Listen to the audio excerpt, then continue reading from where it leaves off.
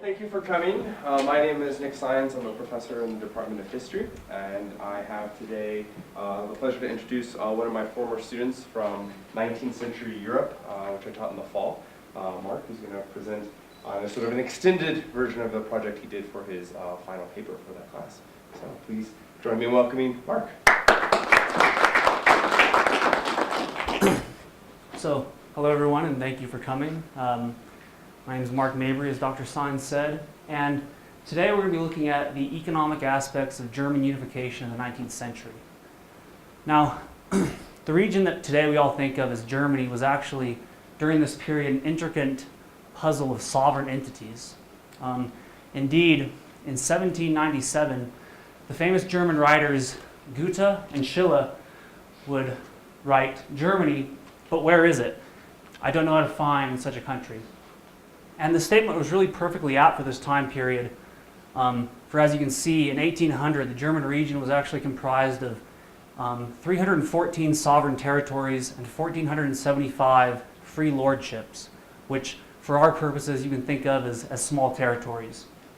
And so really this region very much so holds diverse and varied loyalties to what it really means to be German. Now, sitting here, we all know that Germany does indeed unify. However, the way in which it does so was not inevitable, and certainly the exact pathway in which it unified was not inevitable. Germany unifies under the Kleindeutsch model, that is the lesser Germany model led by Prussia instead of Austria. And we'll talk about that here in a little bit, but in really trying to understand how these literally hundreds of sovereign states become a single entity, we first turn, after all this is the beginning of the 19th century, to Napoleon Bonaparte. Now, until Napoleon's conquest of Central Europe, the German region is really divided internally as much, if not more so, as it is defined externally. However, after Napoleon's defeat at Waterloo in 1815 and the Congress of Vienna in that same year, what emerges is the German Confederation. And the German Confederation is made up of 39 states, and it really is meant to balance the power of Central Europe between Prussia and Austria. This concept of balancing powers, very much so prevalent during this time period. And so really, very quickly, we go from these hundreds of sovereign entities to a mere 39 German states. And who will dominate this region is dubbed by contemporaries as the German question. And what's really at hand with the German question here is Austrian versus Prussian hegemony. That is, as far as unification is concerned, the Kleindeutsch model, the lesser German model, the smaller, geographically Prussian model, or the larger Grossdeutsch model led by Austria. Again, retrospectively, we can say that in 1871, as you see here in this depiction, King Wilhelm I is declared Kaiser of the Germans at the Palace of Versailles after Prussia's victory in the Franco-Prussian War. However, the actual historical contingencies, the events that led to this, were very much so debated by historians, particularly the focus of kind of this talk, the economic aspects of this.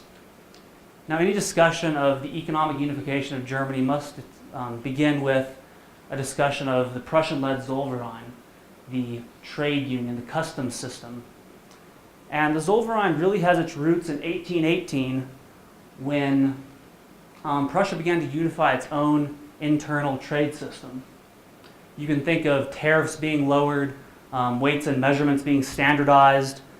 And so, in addition to this, between 1827 and 1833, we really see the majority of the German Confederation, these 39 German states, join either the northern-based Prussian-led tariff system, the Mitteldeutsche Handelsverein, the Central German Trade Union, or the southern-based Bavaria-Württemberg Union.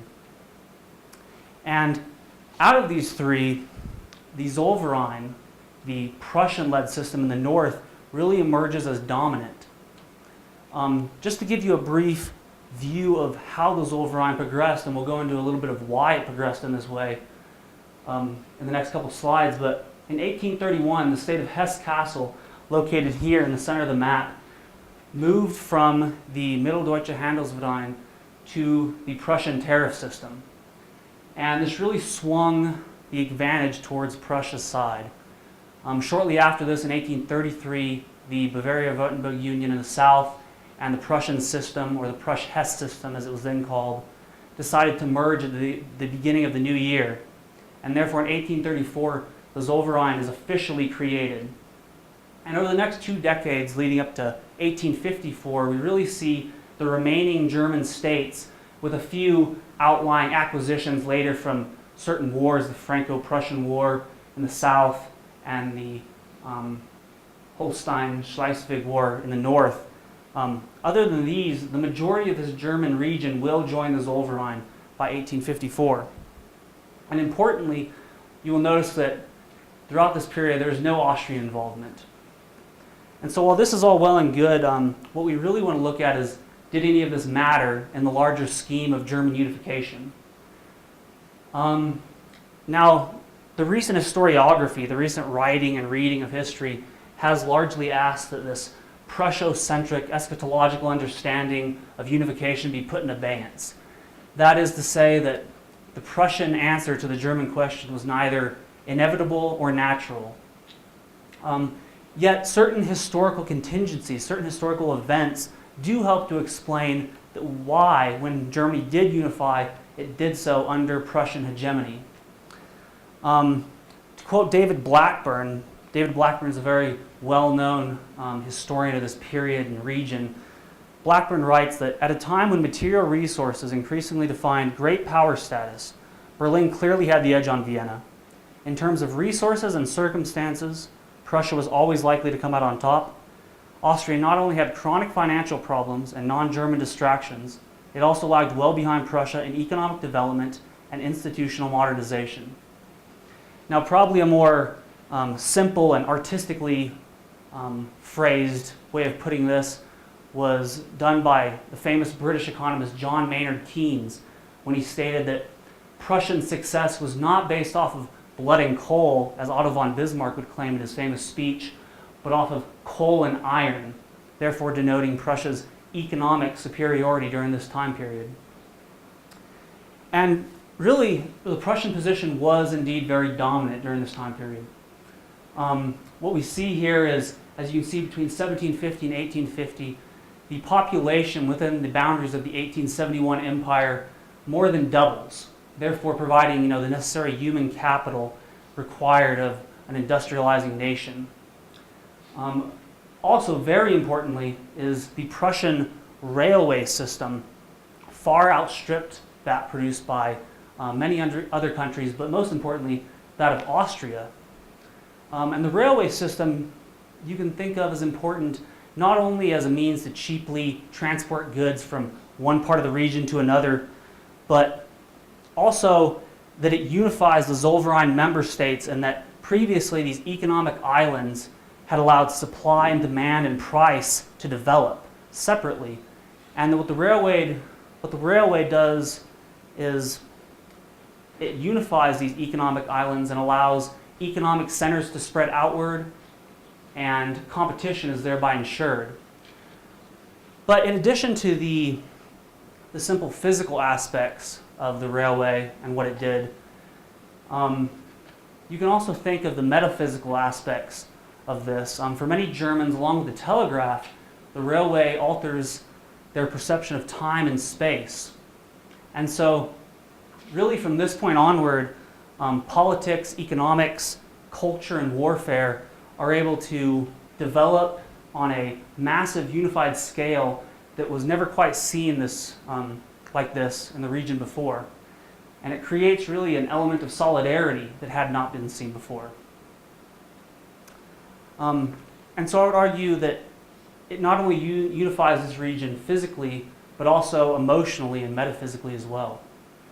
Just to give you an anecdotal example of the Prussian position in the railways, the 5,000 kilometers of track that Prussia had laid by 1848 was twice as much as that laid within France during the time, and 4 times as much as Austria had laid. Now, Prussia was also very dominant in the fields of mining and metal industries. As you can see in the charts here listed as Germany, but you can really think of this as the German region excluding Austria, and therefore the Zollverein member states, or what will become the Zollverein member states.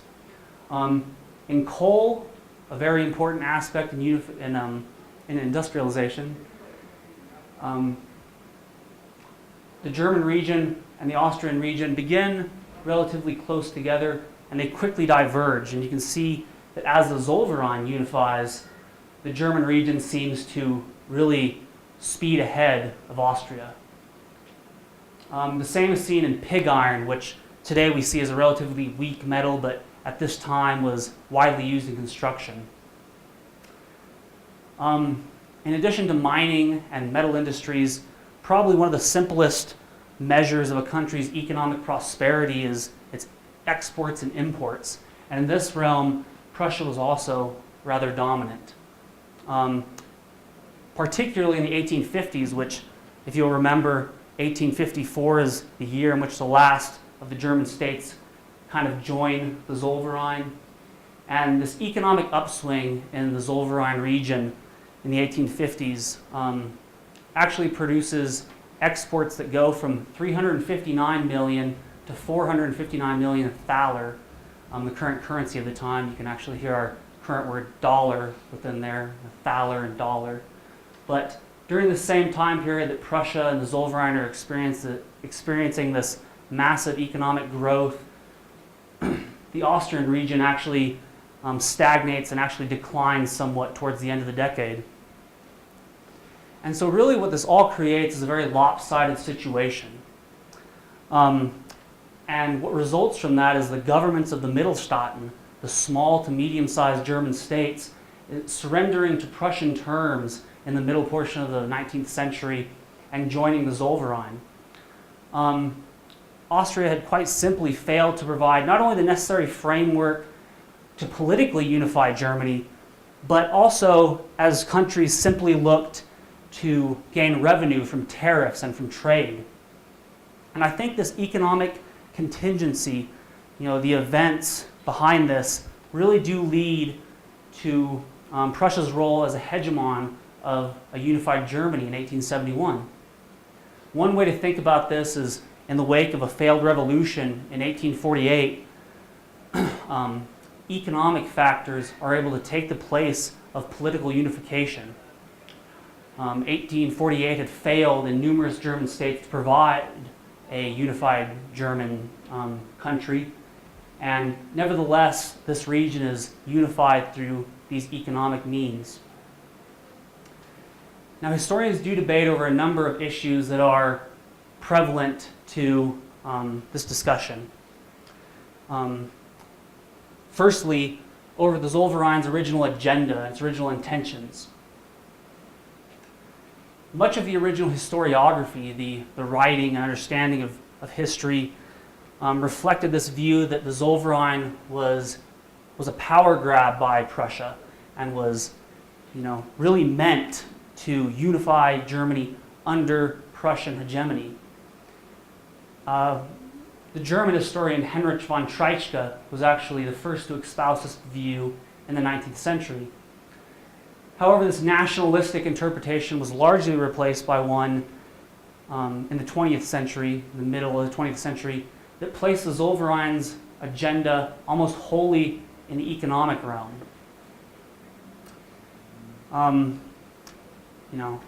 David Murphy now, in the early 1990s, came up with an interesting perspective when he argued that the Zollverein, while economically unifying this region, did so in an attempt to create a bulwark against French aggression from the West.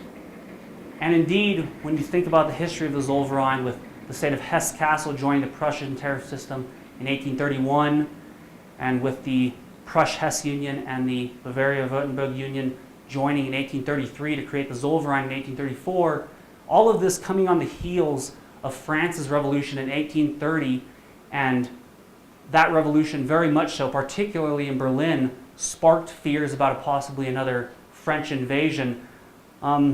This does lend a certain amount of credit, I would argue, to Murphy's theory.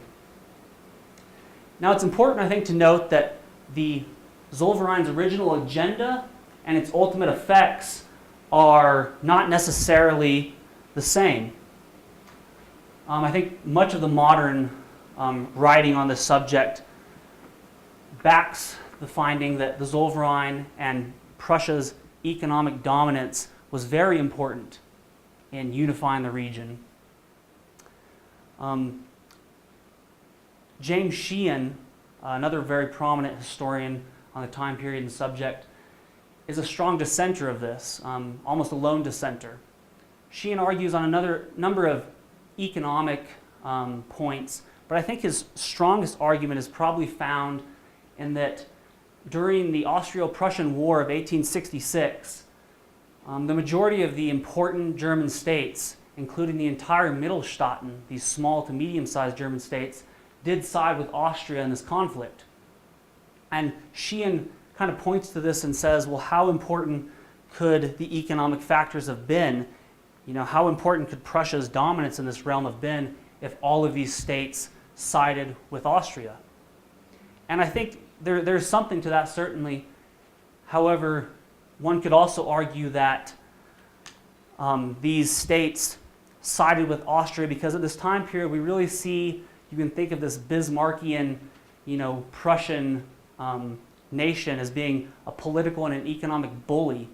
And so while they may not have liked Prussia, Austria remained still as no alternative, either as an economic alliance or as the foundation for creating an actual unified state.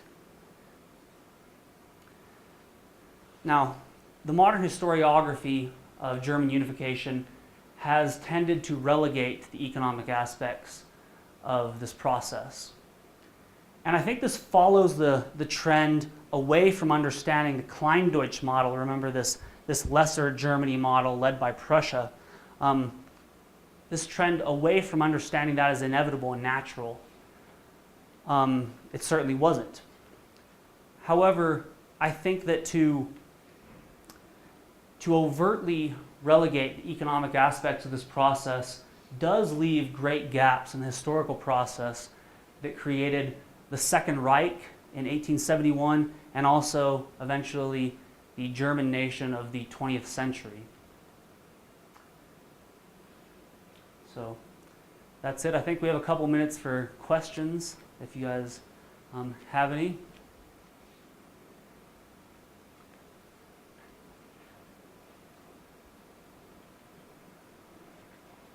So I'm curious about the rail lines themselves in this region at the time. Had there been any standardization yet?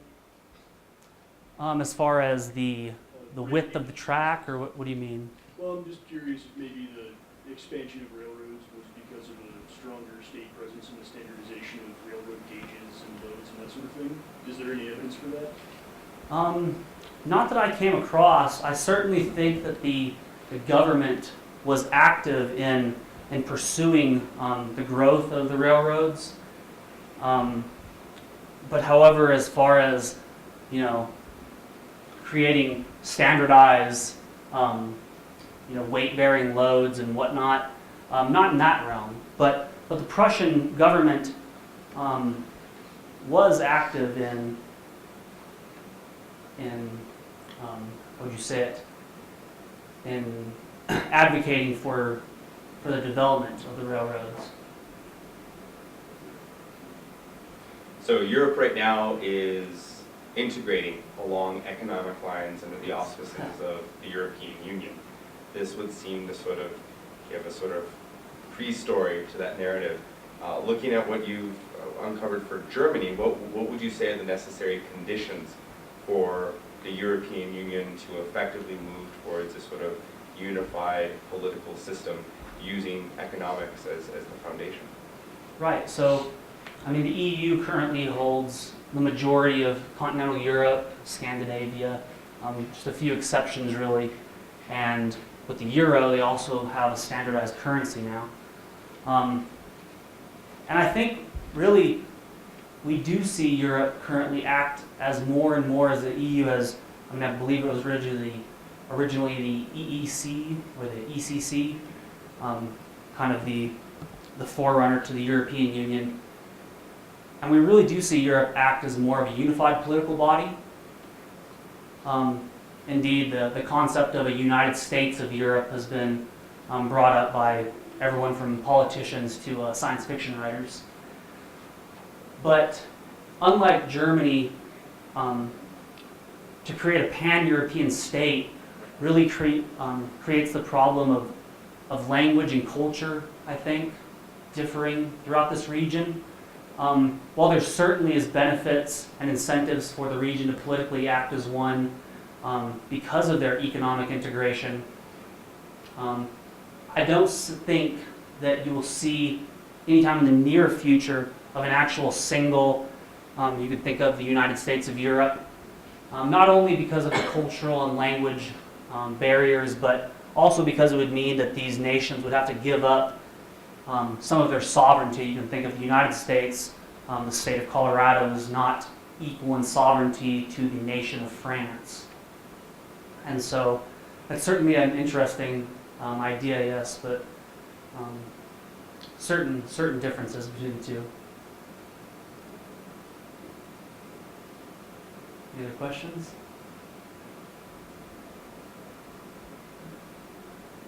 All right, well, thank you everybody for coming.